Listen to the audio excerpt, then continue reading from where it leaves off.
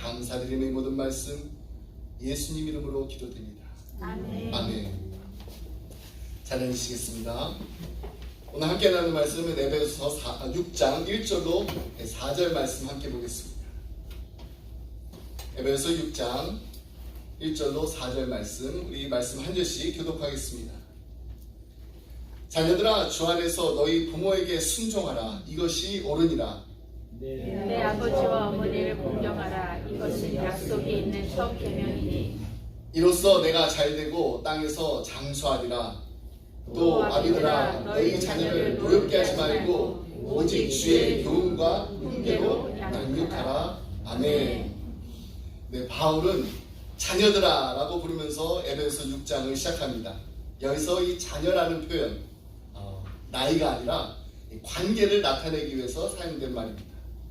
아직 집을 떠나지 않은 그 자녀들은 주 안에서 부모에게 순종할 책임이 있습니다. 언뜻 보면은 바울이 이 자녀들의 그 순종의 그 범위를 주 안에 있는 그리스도인 부모들이나 또 행실이 또 경건한, 다시 말해서 주 안에서 행하는 이 부모들에게로 제한한 듯 보입니다. 하지만 오늘 본문과 비슷한 그 본문인 골로새서 3장 20절 말씀 보면은 이 바울의 생각을 우리가 더 잘 알 수가 있습니다. 골로새 말씀입니다. 자녀들아, 모든 일에 부모에게 순종하라. 이는 주 안에서 기쁘게 하는 것입니다. 그러므로 에베소 6장 1절에 이 주 안에서라는 이 문구는 순종하라는 이 동사를 수식하는 말입니다. 다시 말해서 자녀들이 부모에게 복종하되 주님께 복종하는 마음으로 해야 한다는 뜻입니다. 우리 피차 복종하라, 서로 복종하라, 우리 오늘 세 번째 시간입니다. 예수님은 어떻게 복종하셨나요? 하나님의 아들이셨습니다. 아버지께서 그분을 통하여서 만물을 다 지으셨지만은 예수님도 이 땅의 부모인 요셉과 마리아를 순종하며 받드셨다라고 누가는 기록하고 있습니다. 누가복음 2장 48절로 52절 말씀 함께 보겠습니다. 예수님을 지금 템플에서 잃어버린 그 마리아와 요셉이 이렇게 말합니다.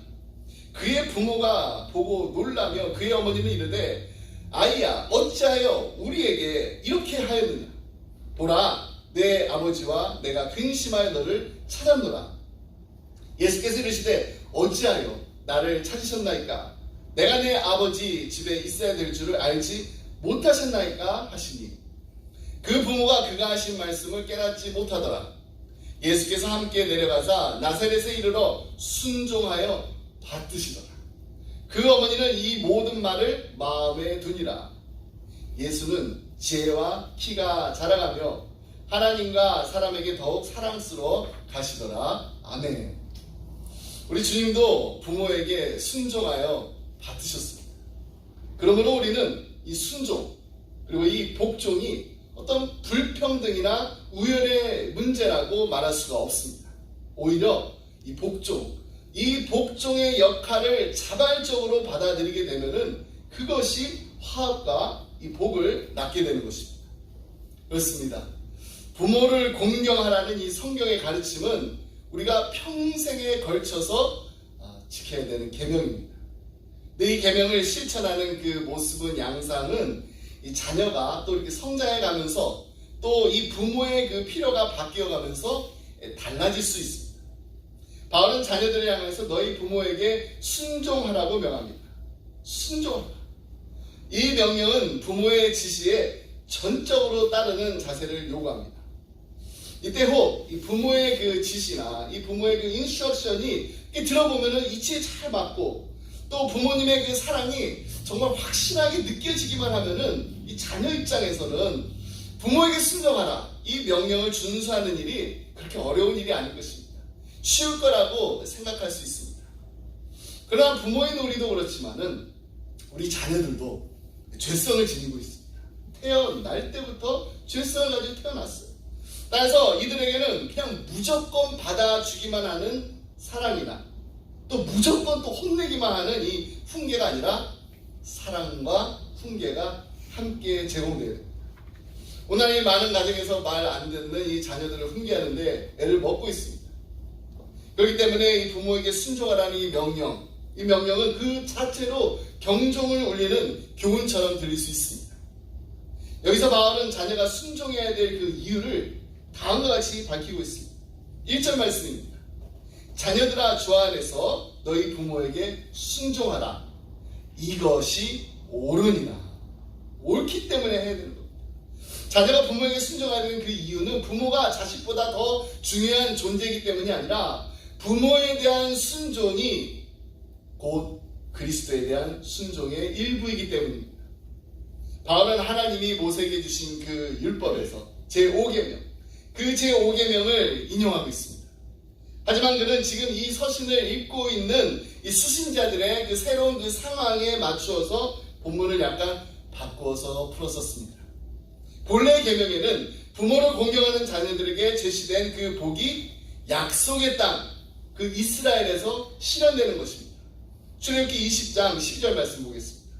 내 부모를 공경하라. 그리하면 내 하나님 여호와가 내게 준 땅에서 내 생명이 길리라. 약속의 땅 그 가나안에서 내 생명이 길리라. 그러나 바울의 독자들은 주로 에베소의 이방인 신자들이었습니다. 그들은 모세 율법을 받지도 않았고 또 율법의 그 수많은 계명을 지킬 의무도 없었습니다. 본래 이 율법의 그 약속들이 의도한 수혜자가 아니었습니다. 그래서 바울은 오늘날의 그리스도인들까지도 적용되는 신학적 원리를 도출하게 됩니다. 부모에게 순종하면은 이스라엘 자손에게 복이 임했듯이 이 세상에서 복이 임한다는 것입니다. 이것은 십계명 중 구체적인 그 약속이 딸려오는 첫 계명입니다. 즉 부모에게 복종하면은 순종하면은 잘 되고 장수한다는 것입니다. 에베소 6장 2절로 3절 말씀 함께 보겠습니다. 내 아버지와 어머니를 공경하라. 이것은 약속이 있는 첫 계명이니 이로써 내가 잘 되고 땅에서 장수하리라. 물론 이것은 부모를 이 공경한다고 해서 절대로 병들지 않고 또 100세까지 산다는 그 보장하는 말이 아닙니다. 그보다는 바울이 제시하는 것은 금원과 같은 지혜입니다. 사실 이것은 부모에게 순종하는 그 사람들에게 주어진 그 잠언 1장에 나오는 그 약속과 비슷합니다. 잠언 1장에 보면요 8절로 9절 말씀이 이렇게 약속하고 있습니다. 내 아들아 내 아비의 훈계를 들으며 내 어미의 법을 떠나지 말라. 이는 내 머리에 아름다운 관이요 내 목에 금사슬이니라. 쭉 나오면서 부모의 지혜에 주의하는 그 자녀는 평안히 살며 재앙의 두려움 없이 안전하리라. 이 약속으로 이 잠언 1장을 맺게 됩니다. 다시 한번 말씀드릴게요.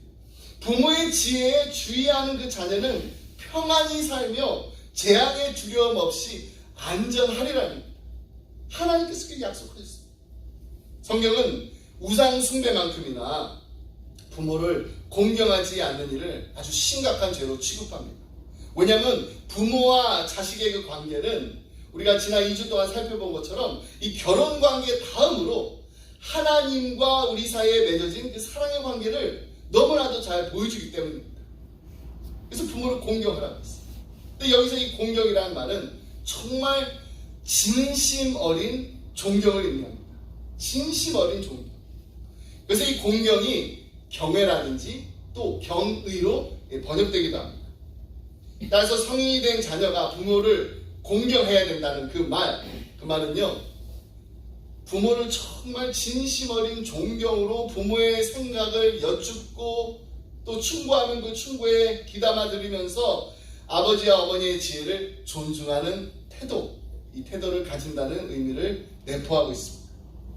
이런 공경은 당연히 부모님을 또 찾아뵙고 또 실제적인 또 필요를 살피면서 재정적으로도 또 섬길 뿐만 아니라 부모님이 또 연세가 드셔서 연로하여서 몸이 약해지시거나 몸이 또 불편해지시면은 집에도 함께 모시는 일까지 다 포함되는 것입니다. 우리 자녀들에게 부모를 공경해야 된다고 가르치는 이 방식대로 우리가 자녀들에게 부모를 공경해야 된다고 가르치잖아요. 그 방식대로 우리가 먼저 우리 자신도 부모를 공경해야 합니다. 바울의 의지는 분명합니다. 하나님은 가정의 질서를 세우실 때 부모에게 권위를 주셨습니다. 부모에게 권위를 주시고 자녀를 그 아래에 두셨습니다. 진정으로 자녀를 사랑하는 부모만이 줄 수 있는 지혜와 지도와 또 보호가 어린 자녀들에게 필요하기 때문에 부모에게 권위를 주신 겁니다. 그러므로 기독교 가정은 이 삶의 그 교훈들을 가르치는 학교가 되어야 됩니다. 그리고 부모는 선생이 되어야 됩니다.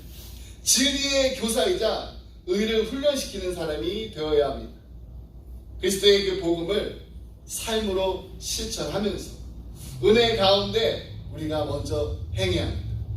그러므로 자녀는 부모를 공경하고 부모에게 순종하되 그냥 시키니까 마지 못해서 겉으로만 하는 것이 아니라 정말 진심에서 우러난 존경과 사랑으로 해야 합니다.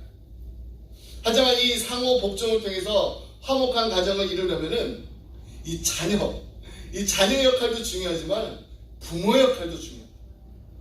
하나님이 자녀에게 복종을 명하셨다고 해서 부모가 아주 가혹하고 매정하고 전제적인 그 철권, 이 폭군과 같은 그런 철권 행사를 해도 된다는 말은 절대로 아닙니다.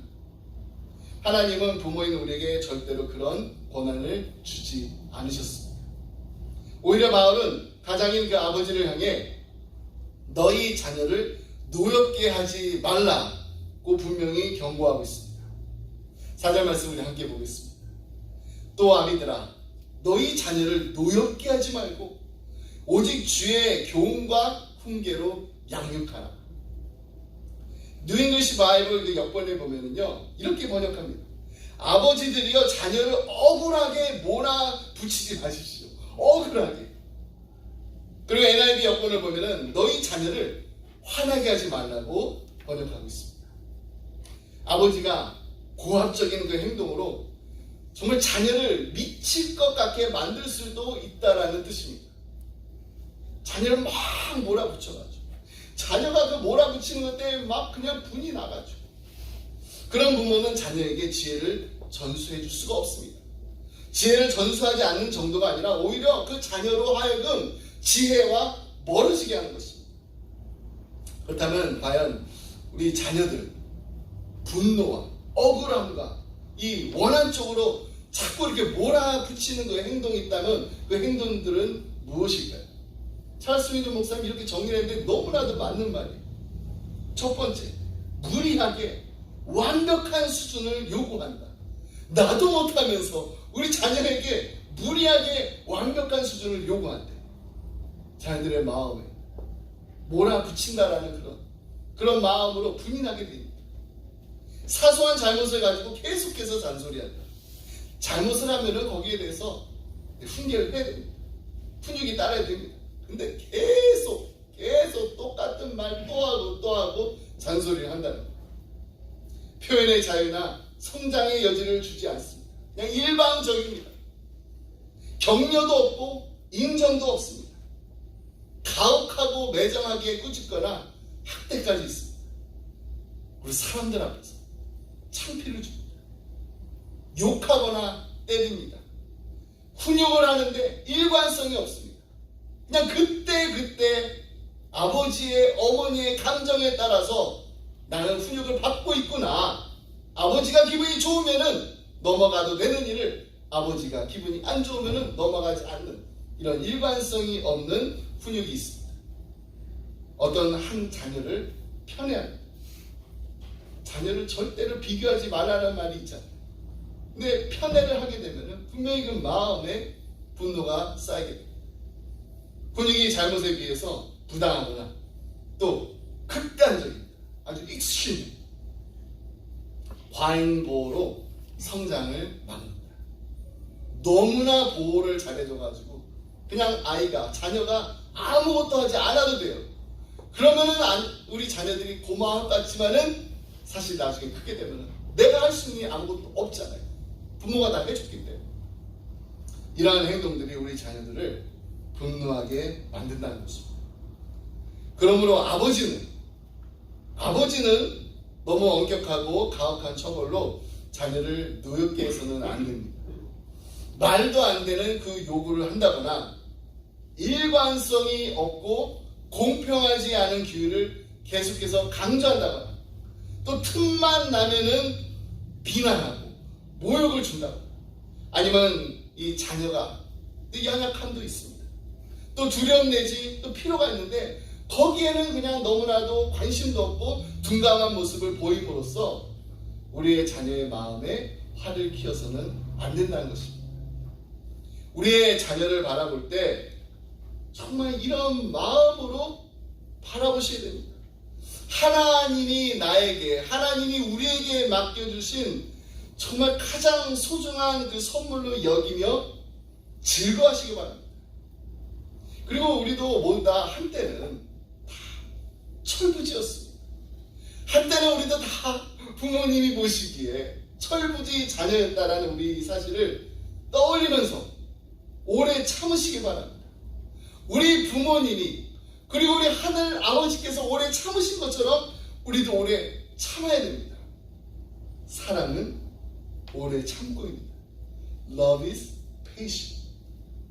이제 바울은 자녀를 노엽게 하여서 기를 죽일 게 아니라 주의 교훈과 훈계로 양육하라고 말합니다. 여기서 이 양육하라에 해당하는 그 헬라어는 우리 지난주에도 살펴봤습니다. 5장 29절에서 자기 육체를 양육한다고 할 때도 쓰였습니다. 즉 남편이 자기의 몸을 양육하듯 아내를 양육하라고 했습니다. 마찬가지로 우리 부모도 자녀를 양육해야 됩니다.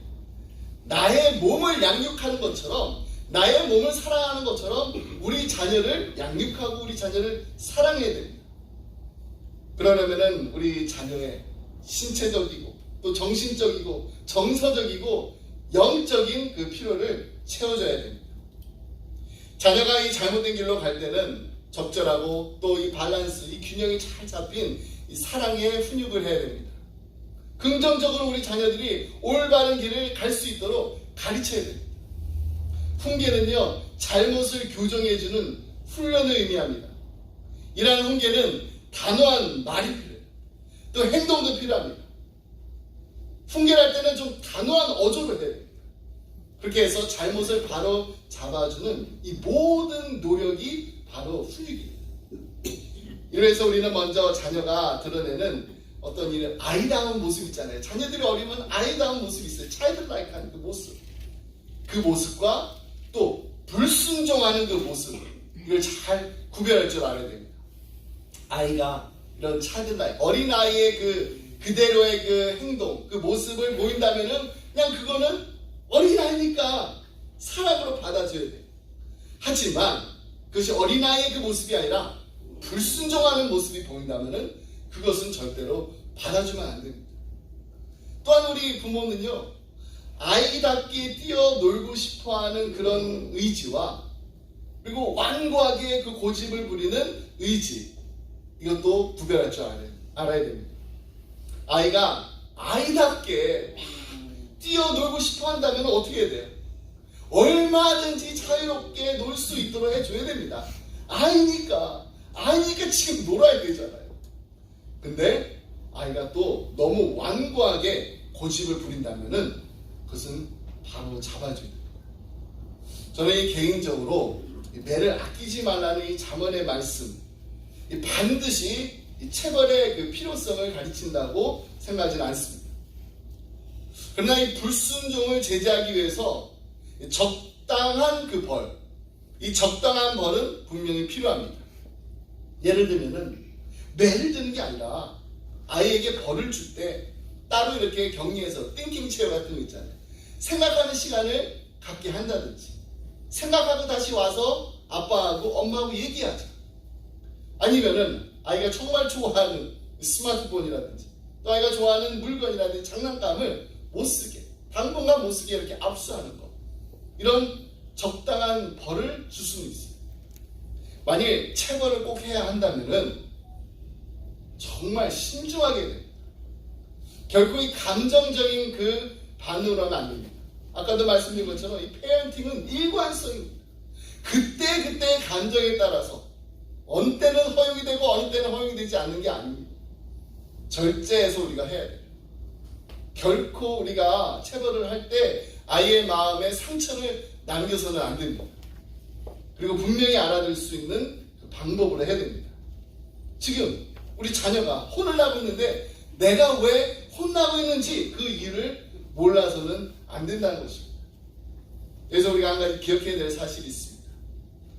하나님도 자기를 사랑하시는 자를 훈계하신다라고 히브리서에 분명히 말씀하고 있습니다. 사랑하는 자를 훈계하십니다. 그와 마찬가지로 우리도 우리 자녀들 사랑과 훈계를 함께 해요. 왜냐하면 이 사랑에는요 분명한 경계선이 있기 때문입니다. 물론 이 행동을 교정하게 만드는 일만을 이 바울이 지금 말하고 있는 것이 아닙니다. 이 행동 고쳐야 됩니다. 근데 이 행동을 지적하는 일보다 정말로 더 중요한 게 뭐냐면 이 마음가짐, 에비투입니다. 이 마음가짐을 바로 잡아주는 일이 바로 훈계입니다. 왜냐하면 이 마음가짐에서 행동이 나오기 때문입니다. 이러한 훈계에는요 분명히 필수적인 것이 있습니다. 크리스찬 가정에 이것이 분명히 있어야 돼요. 그것은 바로 성경의 가르침입니다. 가정에서 아버지는 시간을 내어서 성경을 함께 읽고 또 그 말씀을 우리의 삶 속에서 어떻게 우리가 적용해야 할지를 우리 자녀들과 함께 나눠야 됩니다. 자녀 양육의 궁극적인 목적이 무엇이라고 생각하십니까? 그것은 바로 우리 자녀로 하여금 이들이 그리스도를 날마다 닮아가는 자로 성숙하게 하는 것, 이것이 바로 우리 자녀 양육의 궁극적인 목적입니다. 이를 위해서 우리가 반드시 필요한 게 있는데 그것이 바로 성경이라는 것. 이들로 하여금 성경을 알게 해야 됩니다. 이 성경에는 무엇이 담겨져 있습니까? 구속에 관한 아주 기본적인 그 지식을 담겨 있는 것이 바로 성경입니다. 이 근본적인 구속에 관한 근본적인 그 기본적인 그 지식을 깨닫기 위해서는 다시 말해서 내가 죄인이라는 것을, 그리고 내가 죄인이기 때문에 십자가가 필요하다는 것을, 그리고 십자가에서 이루어진 그리스도의 대속적인 그 죽음을 우리가 믿어야 한다는 것을 깨닫게 하기 위해서 성경이 필수 부가결하다는 것입니다. 여러분 로마서 10장 13절로 17절 말씀 우리 너무나도 잘 알고 있는 말씀입니다.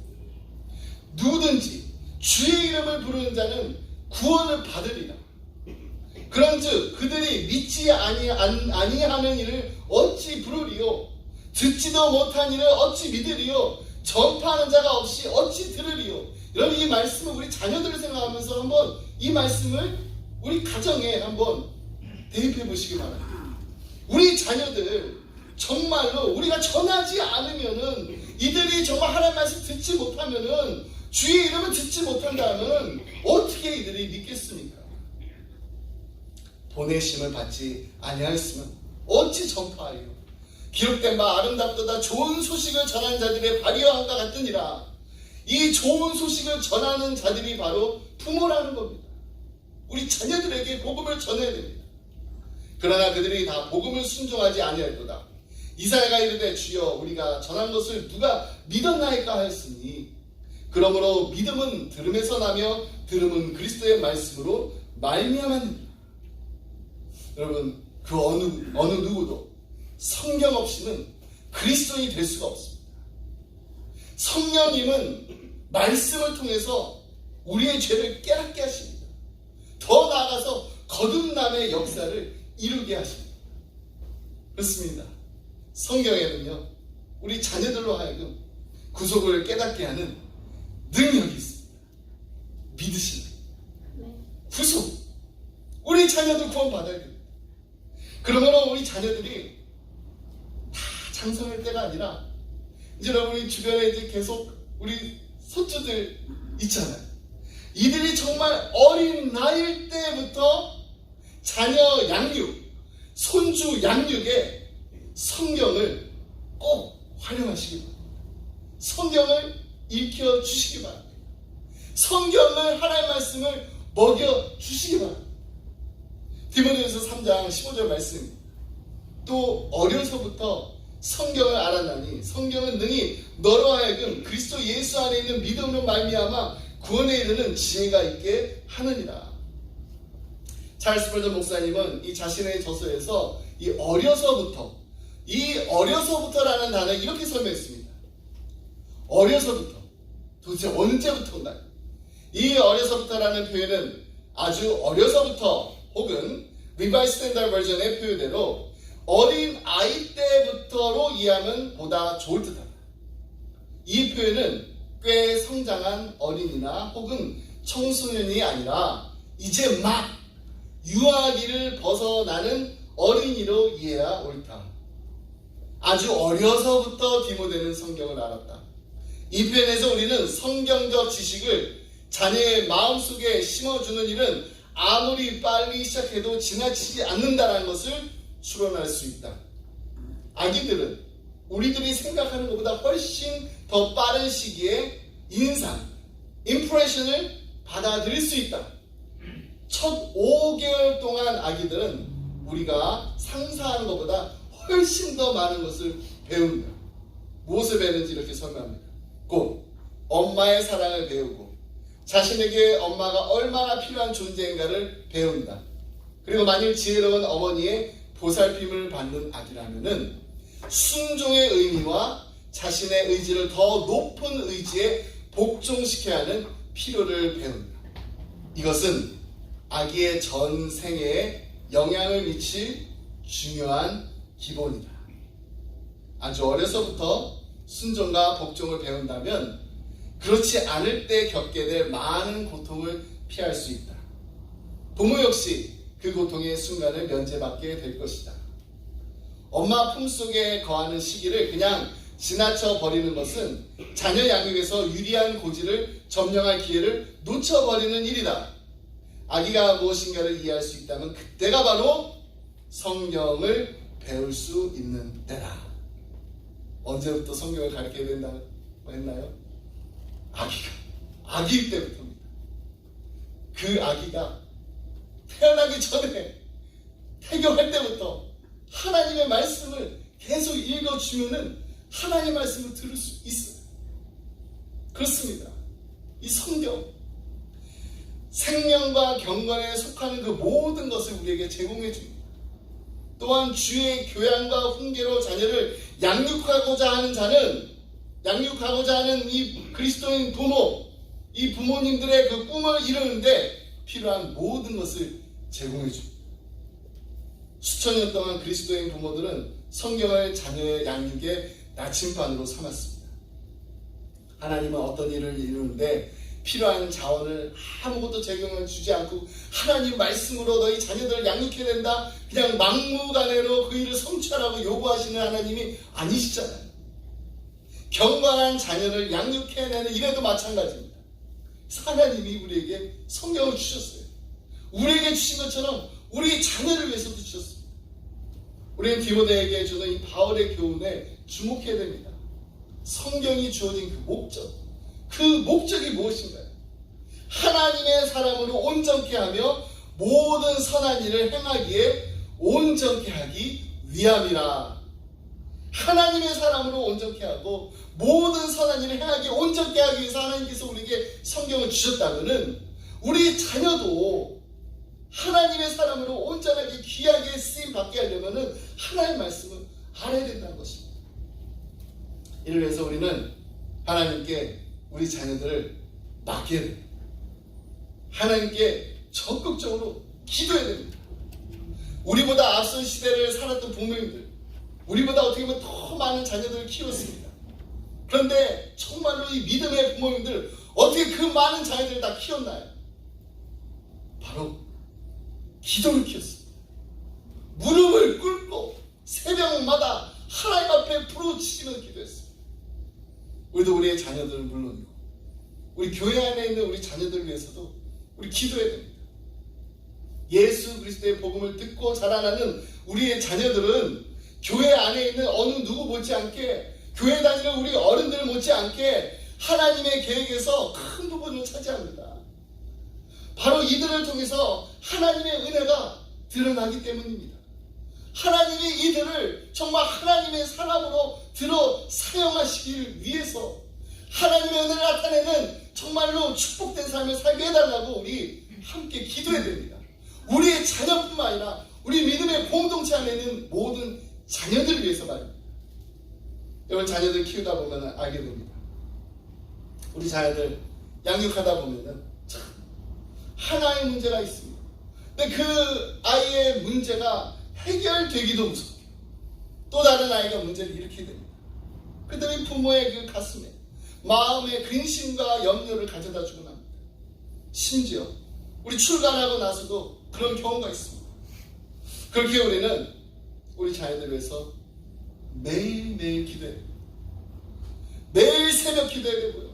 매일 밤 우리 자녀들을 위해서 눈물을 뿌려가며 기도해야 됩니다. 하나님이 우리보다 우리 자녀들을 더 사랑하시기 때문입니다. 하나님이 우리보다 우리 자녀들을 더 잘 알고 계시기 때문입니다. 하나님이 우리보다 더 우리 자녀들을 잘 양육하실 수 있기 때문입니다. 우리 부모인 우리가 자녀를 바로 양육할 수 있도록 도우시는 분도 바로 하나님이시기 때문입니다.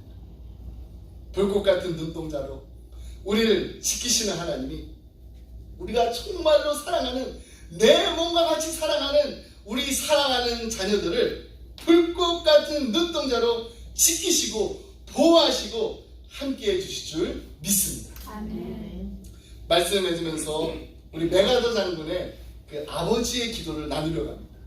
여러분, 우리 자녀들을 위해서 기도할 때 정말 하나님 우리 자녀 잘 되게 해주세요. 축복받게 해주세요. 형통하게 해주세요. 근데 이 기도만 드리는 것이 아니라 정말 이 기도문을 보면은 우리 삶에 얼마나 힘들고 어려운 일들이 많이 있습니까? 그리고 우리 자녀들을 위해서 기도할 때 나만을 위해서 사는 그 자녀가 아니라 다른 사람들을 바라보면서 다른 사람들을 도우면서 살 수 있는 자녀가 되게 해달라고 기도해요. 여러분, 이 기도문 이 슬라이드 보시면서 우리 함께 우리 마음을 모아서 이렇게 한번 읽도록 하겠습니다. 준비되셨나요? 잘 보이세요? 네, 안 보이시면 제가 나중에 이거 다 프린트해가지고 나눠드리고 싶어요. 여러분 원하실 것 같아요. 우리 준비되었으면 함께 읽겠습니다. 오 주여, 내 아이가 이런 사람이 되게 하소서.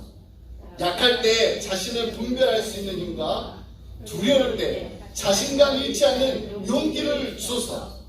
정직한 패배 앞에 당당하고 태어나며 승리의 때에 겸손하고 온유한 사람이 되게 하소서. 내 아이가 이런 사람이 되게 하소서.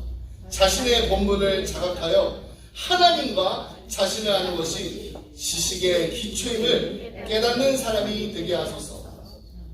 그를 요행과 안락의 길로 이끌지 마시고 자극받아 분발하도록 고난과 도전의 길로 인도하소서. 모진 비바람을 견뎌내게 하시고 실패한 자를 긍휼히 여길 줄 아는 사람이 되게 하소서. 내 아이가 이런 사람이 되게 하소서. 마음이 깨끗하고 높은 이상을 품은 사람, 남들을 다스리기 전에 먼저 자신을 다스리는 사람, 웃을 줄 알면서도 우는 법을 결코 잊지 않는 사람, 미래를 향해 전진하면서도 과거를 결코 잊지 않는 사람이 되게 하소서. 이 모든 것들 외에 그에게 유머 감각을 주소서. 그리하면 항상 진지하면서도 결코 지나치게 심각하지는 않을 것입니다. 그에게 겸손을 가르쳐 주소서. 그리하면 진정한 위대함은 소박하며 진정한 지혜는 열려 있으며 진정한 힘은 너그럽다는 것을 언제나 기억할 것입니다. 그 애가 이런 사람이 되었을 때 저는 감히 그에게 속삭일 것입니다. 내가 인생을 결코 헛되이 살지 않았노라고. 날마다 우리 자녀들을 위해서 기도의 옷을 든든하게 입혀주시기 바랍니다. 하나님의 그 말씀, daily bread, 그 말씀을 먹여주는 우리 기쁨의 가정들이 다 되시길 주님의 이름으로 축복합니다. 아멘. 우리 시간 다 일어나서 함께 주기도 모습 부르겠습니다.